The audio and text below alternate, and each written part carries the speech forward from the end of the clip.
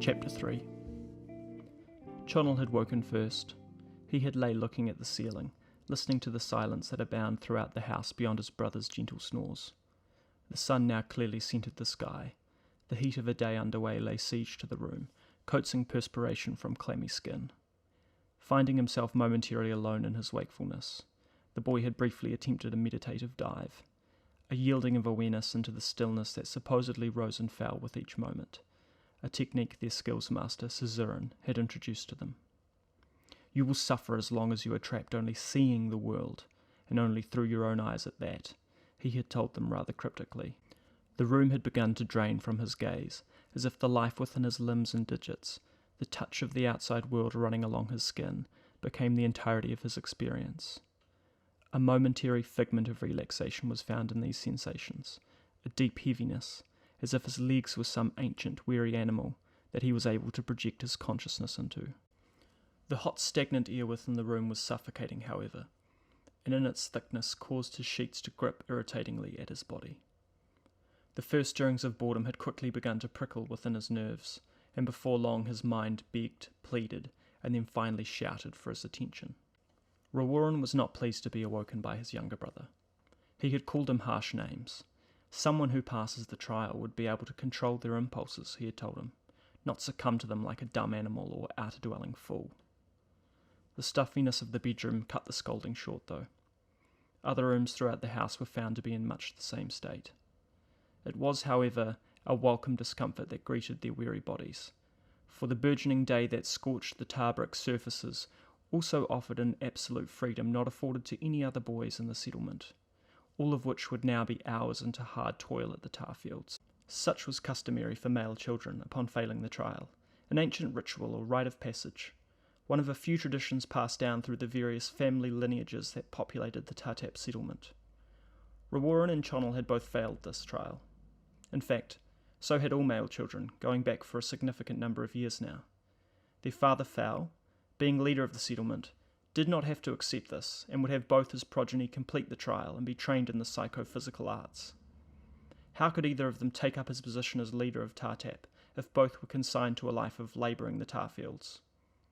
All the brothers really knew of it was that they had to spend the hours between midnight and sunrise enduring excruciating physical and mental trials under the guidance of Caesarean, an old friend of their father's, but as a result were gifted the entire day to do with as they pleased. Neither Chonnell nor Roworan really knew whether this was a good or bad deal, but had learned that anguishing over it only made the darkness more torturous. The boys had made the short walk to the market area. Roworan dragged them here every couple of days. He was enamoured and fascinated with the range of different people that came over the hills to trade their wares, the style of their dress, the colour of their hair, their manner of speech, and the air with which they conducted themselves. It was all very different from the dull, narrow expressions he was used to seeing in their village. Having reached a certain age, he found himself regarding the women in particular. There were many girls his age that he liked to talk to. They had evidently made the journey to assist a merchant parent with the sale of whatever goods their people cultivated. It didn't matter if they couldn't understand one another. Roworan's boundless enthusiasm at seeing such pretty new faces made for a charming exchange of smiles and laughter. Chonnell, having not yet reached such an age, dreamed only of playing make-believe in the little wooded area above their home. Having had enough of the frustrations suffered standing alone with nothing to do at the markets, he had slipped away and ventured back to collect his wooden staff before moving to explore the mysteries awaiting him in the old great forest. "You little!" Roworan had shouted at Chonnell through the vegetation as he came over a rise in the forest floor to locate his younger brother, busy throwing shapes at imaginary villains, his muted sound effects accompanying the tumbling of his staff through reckless arcs that occasionally met trunk or branch.